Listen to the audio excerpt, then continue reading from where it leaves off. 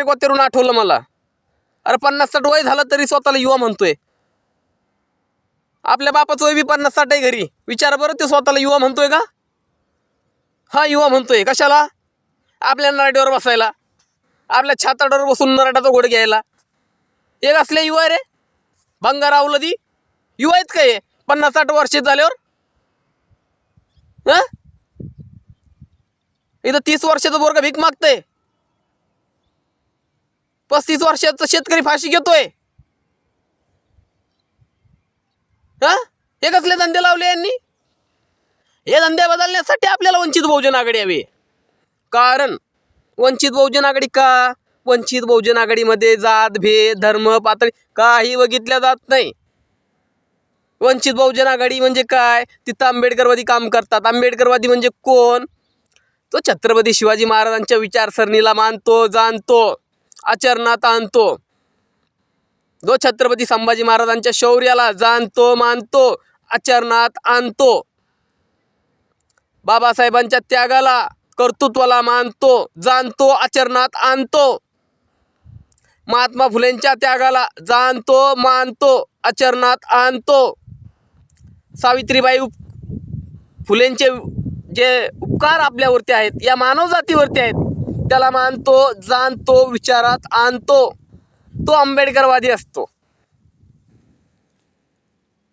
कळलं का? त्यासाठी आपल्याला काय करायचं आहे? वंचित बहुजन आघाडीचे शक्य होईल तेवढे उमेदवार आपल्याला उभे करायचेत, शक्य होईल तेवढे आपल्याला निवडून आणायचेत. हे कोण करू शकतं? इथली सजग जनता. सजग म्हणजे कोण? जागरूक. जागरूक म्हणजे कोण?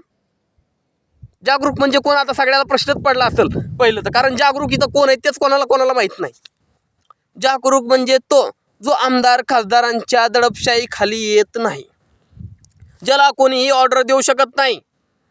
जागरूक म्हणजे तो जो स्वतःच्या बुद्धीने काम करतो. कोणाच्या बुद्धीने? स्वतःच्या बुद्धीने.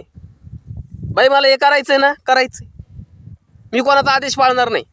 भले मी त्या पक्षाचं काम करत असेल, पण मी त्या पक्षाच्या नेत्याचा आदेश मानणार नाही. हे जर जनतेच्या भलेचं काम आहे तर मी ते नक्की करणार. नाही तर असं होऊ नये, साहेबांनी एवढा निधी दिलाय, तेवढा निधी दिलाय, गेलाय कुठं कोणालाच माहीत नाही, निधीचा पत्ताच नाही, कामच दिसना. काम काय केलंय? सभामंडप बांधलाय, गल्लीतले रस्ते बांधले, झाला विकास. शाळाच्या नावाने बट्ट्याबोळे. शाळात शिक्षण चांगलं भेटतंय का? त्याच्या नावाने बट्ट्याबोळे. मग आता आपल्यासारखे काय विचार करतात? बाबा आपल्यासारख्याला चांगलं शिक्षण भेटलं पाहिजे, करतात की नाही? मग आपल्यासारखे काय म्हणतात? बाबा आता चांगलं शिक्षण पाहिजे, तर मग काय करायचं? टाकू इंग्लिश स्कूलला, म्हणजे तो शिकला बी पाहिजे ना चांगलं. बावड्या, बरोबर आहे की नाही? आता आपल्याला लेकरं बाळ आहेत म्हणजे आपण त्याचा विचार करणार की नाही? मग आपण त्यासाठी काय करतो? कष्ट करतो. हे ओव्हर टाईम करतो आपण. 9 घंटे ड्युटी, 5 घंटे ओव्हर टाईम, 4 घंटे ओव्हर टाईम चालूच आहे रात्रंदिवस. बरोबर का नाही? नुसतं ओव्हर टाईम करू तिथला शेतकरी म्हणा, शेतकरी पण ओव्हर टाईम करतो बाबड्या. अरे दिवसभर शेतात काम करून रात्री शेताला पाणी घालायला जातो रे. सगळेच ओव्हर टाईम करतात आजच्या घडीला. हां, साधा सुद्धा खेळ नाही लावला यांनी, बरबादीचा खेळ लावलाय, बरबादीचा. सगळ्याला बरबाद करण्याचंच काम लावलंय. तो कोणाला विचारलं ना तुम्ही? अरे बाबा सगळ्याला जास्त कोणी लुटलं असन? मुघलांनी लुटलं का इंग्रजांनी लुटलं? एवढी दोघांचीच कॉम्पिटिशन चालते. पण आता लोक तिसरं सांगतात, जेवढं मुघलांनी नाही लुटलं, जेवढं इंग्रजांनी नाही लुटलं, जेवढं परप्रांतीयांनी नाही लुटलं, तेवढं या देशाला इथल्या नेत्यांनीच लुटलंय. छाती ठोकपणे सांगतात की नाही सांगतात? सांगतात. मग आपल्याला काय करायचंय? या सगळ्यांना घरी बसवायचंय. नव्या विचाराचे, नव्या दमाचे, नव्या ताकदीचे अभ्यासू व्यक्तिमत्व असलेले लोक आपल्याला राजकारणामध्ये पाठवायचे. ज्यांच्यात धमक असेल काहीतरी करून दाखवण्याची, त्यांना आपल्याला संधी द्यायची आहे.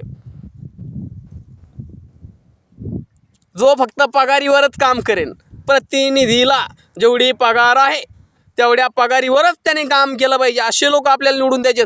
नाही तर याचं अजून 50-60 भेटतात का? बाबा आता काय निघलंय? रस्त्याचं काम निघलंय, कितीचं टेंडर आहे? 10 लाखाचं, बरोबर की नाही? 10 लाखाचं. साहेबाची किती? 3 लाख साहेबाला देऊ, 2 लाख इकडं तिकडं देऊ, किती उरले? 5. ज्याने काम घेतलंय तो 2 लाख घेणार, 3 लाखात काम करणार. हे धंदे बंद झाले पाहिजे आता. हे धंदे बंद करण्यासाठी आपल्याला एकमेव मार्ग म्हणजे वंचित बहुजन आघाडी. आणि आपल्याला वंचित बहुजन आघाडीला पूर्णपणे समर्थन द्यायचंय पूर्ण महाराष्ट्र राज्यात. आणि राहिला पैठण तालुक्याचा विषय, पैठण तालुक्यामध्ये पंचायत समिती असेल, जिल्हा परिषद सदस्य असतील, आपल्याला एवढी ताकद निर्माण करायची आहे की प्रत्येक प्रस्थापिताचा डिपॉझिटच जप्त झालं पाहिजे. मागं पुढं व्हायचंच नाही आपल्याला. जो महापुरुषांच्या विचारांवरती खऱ्या अर्थाने काम करण्याची ताकद ठेवतो, विचारांवरती चालण्याची ताकद ठेवतो, त्याच्यामध्ये स्वतःमध्ये जर त्या उमेदवारामध्ये स्वतःची क्षमता ओळखण्याची ताकद असेल तरच त्याला आपल्याला निवडून द्यायचंय. आणि असे उमेदवार कोण देणार? वंचित बहुजन आघाडी देणार. का? कारण ह्या वेळेस पैठण तालुक्यातील पंचायत समिती, जिल्हा परिषद या ज्या निवडणुका आहेत त्या वंचित बहुजन आघाडीच्या मतदारांनी हातात घेतल्यात. या कारणामुळे आता होणार काय? आता होणार एवढंच, जर पहिलं तर वंचित बहुजन आघाडी अशा कोणत्याही उमेदवाराला उमेदवारी देणार नाही की जो पहिलंच कोणत्याही पदावरती आसीनस्त आहे, म्हणजे तो कोणत्याही पदावरती बसलेला आहे. फॉर एक्झाम्पल, एखादा जर ग्रामपंचायतचा सदस्य असेल, सरपंच असेल, उपसरपंच असेल, कोणीही असेल, पंचायत समिती सदस्य असेल, आता त्याला जिल्हा परिषद सदस्य व्हायचं असेल, कोणताही व्यक्ती असा असेल त्याला उमेदवारी पहिली तर आम्ही देऊच देणार नाही. आणि जर एखाद्याला पाहिलीच असन, एखाद्याला पाहिजे ना, त्यांनी ग्रामपंचायत सदस्य असताना, उपसरपंच असताना, सरपंच असताना, पंचायत समिती सदस्य असताना काय काम केलं जनतेसाठी हे विचारणार, हे बघणार. अरे बाबा, त्यांनी ज्या पदावर होता त्या पदावर आधी काही काम तर केलं पाहिजे ना, तेव्हा आम्ही त्याला उच्च पदावरती बसवणार, नाही का? तेव्हा त्याला उमेदवारी देणार, तेव्हा त्याला आम्ही पुढे नेणार. हे आम्ही त्याला विचारणार की बाबा तो काय काम केलं? तो अपंगांचा 3% निधी खाल्ला का?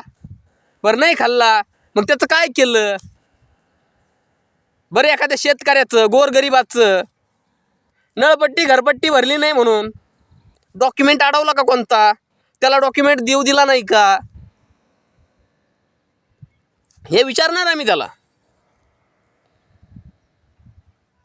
बाबा एखाद्याचं गोरगरिबाचं जर घरकुल आलं असेल, ज्याच्याकडे बाबा शासनाने नियम काढलाय की बाबा ज्याला घरकुल आलंय त्याच्याकडे जागा नाही आहे, मग त्याला तुम्ही जागा उपलब्ध करून दिली का? त्याचं कॅन्सलच करून टाकलं? हे सगळं आम्ही त्याला विचारणार बाबा. तेव्हा त्याला उमेदवारी देणार. त्यांनी जर काम त्या पदावर राहून 90% 100% केलं असेल तरच ते उमेदवारीचा पात्रता आहे. नुसतं पद भूषवण्यात काय अर्थ आहे? नुसतं पदावरच आहे, काम तर काय केलं नाही, त्याला आम्ही कधीच उमेदवारी देणार नाही. आणि त्याला तुम्ही निवडून द्यायचं नाही, कळलं का? आता पुढं खूप बोलणार आहोत ना आपण.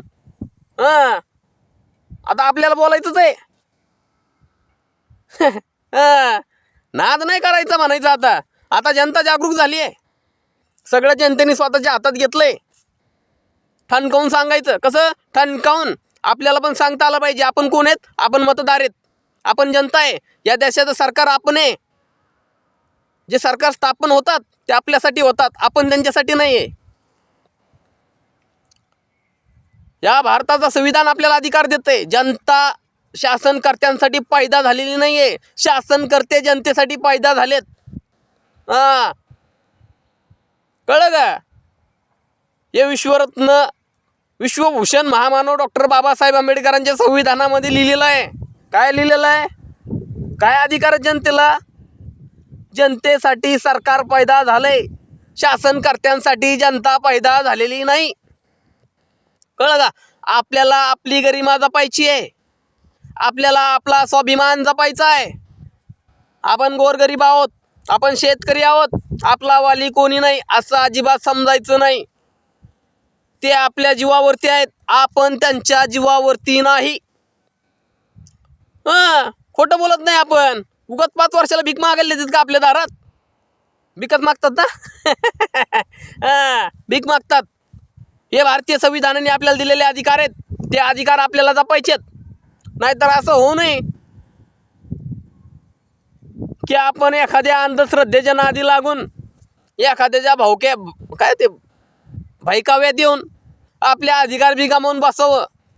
असं होऊ नये म्हणून सगळ्यांना एकच सूचना, सगळ्यांना एकच विनंती. जर आपल्याला आपल्या विकासासाठी कोणता पक्षाला उमेदवारांना निवडून द्यायचं असेल तर ते फक्त वंचित बहुजन आघाडीच्या. लक्षात ठेवायचं बरं का, वंचित बहुजन आघाडी. थांबू का आता? जय भीम, जय शिवराय, जय मल्हार. वालेकुम अस्सलाम.